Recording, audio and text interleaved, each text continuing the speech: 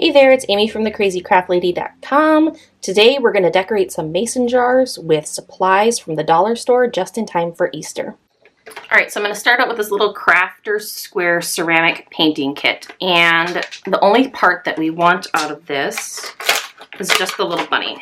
So we can discard the string and the paint and the paintbrushes. Just a cute little ceramic bunny there. And then I'm going to use my Waverly chalk paint in the color Mineral. Use whatever you want. I just like the Waverly chalk paint because I can get it at Walmart. I use them frequently, so it's a known quantity. I know exactly what to expect from the paint, but use, acrylic craft paint, whatever. I do like that the chalky finish paints dry quite quickly. And then I've just got this little foam pouncer. The idea is that by pouncing, it's going to leave kind of more of a textured finish. So I'm just going to paint the whole surface of this with my gray, but you can use whatever color and whatever type of paint you like.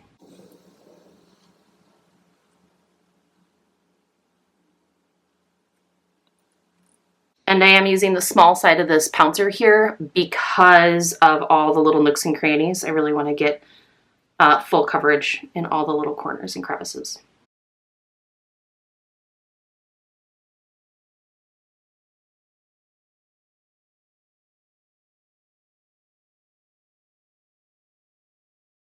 Alright, so I've set my little bunny aside to dry, and then I've got this jar that I got at Dollar Tree.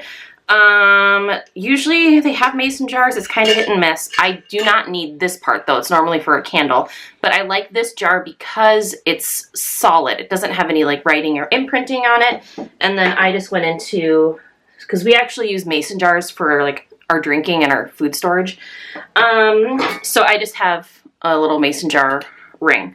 So we're gonna fill this jar with reindeer moss from Dollar Tree, and you don't even need the full packet. It's just a little bit in the bottom to be a little bed for our bunny friend here. I'm going to use my scissors to kind of poke that down, and then I have, these are not dollar store, these are just for my craft stash, little speckled foam Easter eggs, and I think I'm gonna pop a couple of those in there. But usually at Easter time you can find stuff like that wherever, or if you found plain eggs and you wanted to paint them. I actually have a tutorial for painted speckled eggs using chalk paint on my blog, so I can link to that. And then just plain old scrapbook paper, whatever you like. And I need to find a pencil. Pen will do, and just trace this, and this is gonna go in the center part here.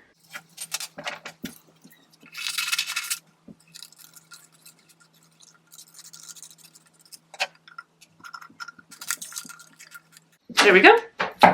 Slide this all over, and then like I said, I like using this chalk paint because it all dries pretty quickly. So I'm just gonna plop this guy in here, and then you can use a pair of scissors or a pen or something to kind of finagle everything in place the way you want it, but that's it. And then put your mason jar lid back on. I don't want to tilt this too far to the side. I'll share a picture. And then just to finish it off, I'm obsessed with dollar store twine. I think I have 6 rolls of my craft stash right now, so I'm just going to take a piece of twine here, and I'm going to wrap it around the jar 4 times. Yeah, that's cool. And then tie it with a simple bow.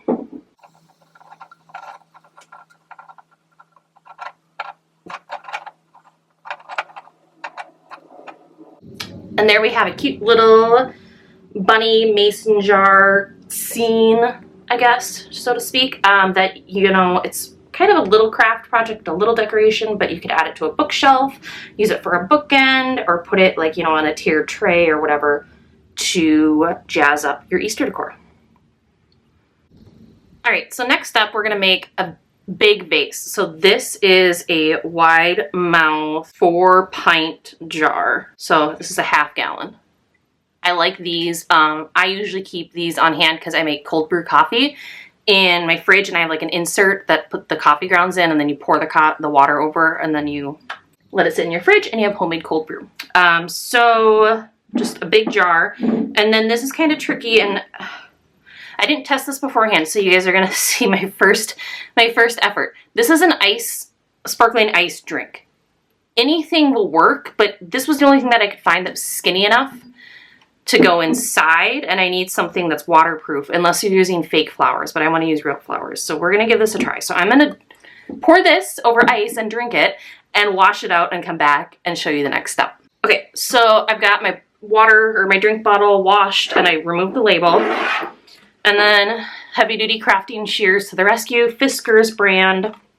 If you just type in Fiskars Crafting Shears into Amazon, you should find them. But very carefully cut off the top of this water bottle here.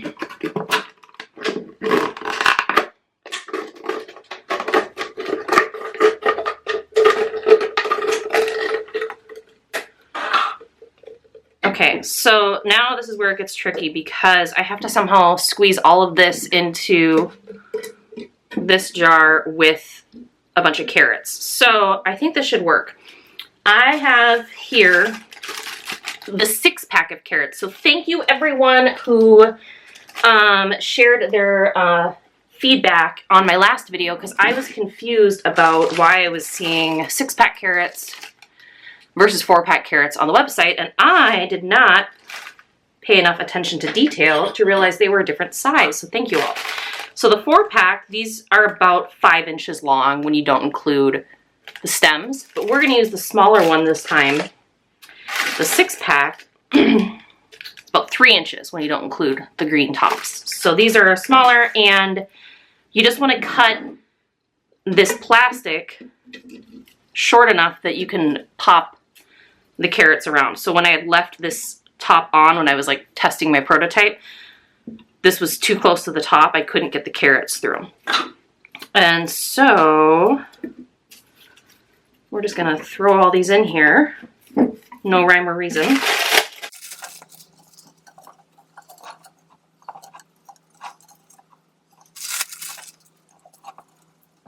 Okay, and then if you wanna like kind of finagle these carrots down to a certain angle, you can use a pair of scissors or something to kind of coax the carrots where you want them to go. So I'm using 3 packs of 6, so 18 little mini carrots total. Because that's all I bought, because I don't want to be rude and like clear the shelves at Dollar Tree. I wanted to leave some for other people. In all honesty, I maybe could have used 4 packs, but this is good enough. This is cute. Okay, so what it is now it looks like I have a jar filled with carrots. But in the middle, I can put my flowers. So this is a little tricky because this is such a narrow, the plastic bottle is so narrow, it's not going to hold a ton of flowers. So, like I said, if you had done fake flowers, you know, you wouldn't have had to even make this waterproof, but the plastic is waterproof, so I can use real flowers. And it just so happens that I went to Target today and they had tulips. So we're gonna see, I'm gonna speed this up because I don't want you to hear me cursing as I try to fit as many of these, and I may trim off some of these leaves, try to fit as many of these tulips into this jar, and then I'm actually pouring a little bit of water now, very carefully. Because I don't really want to get those carrots wet. I probably should have used, if you're doing this, use like a measuring cup or something with a pour spout. But I'm going to speed this up and fill this with my tulips. Oh, and one more thing real quick. I'm going to cut and score this water bottle. So I'm gonna make like 1-inch slits in the water bottle. I'm gonna make like 8 of them. And the idea is that then the top of this water bottle will kind of like bow out a little bit more. So as my bunch gets bigger at the top of the plastic will bow out and accommodate that extra space.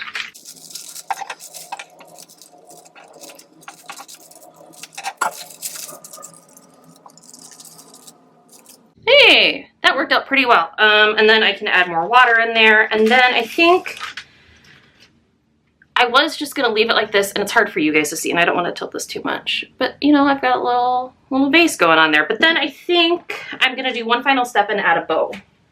So I've just got this black and white check ribbon and twine, both from Dollar Tree, and I'm just gonna kind of wrap them around the top of my jar here.